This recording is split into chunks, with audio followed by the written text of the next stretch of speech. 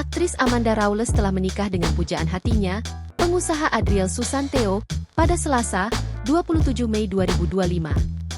Mereka menikah di Mona Farm, New South Wales, Australia.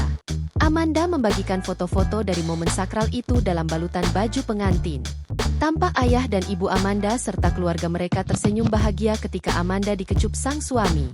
Pasangan baru ini pun resmi mengenakan cincin di jari manis tangan kanan satu sama lain.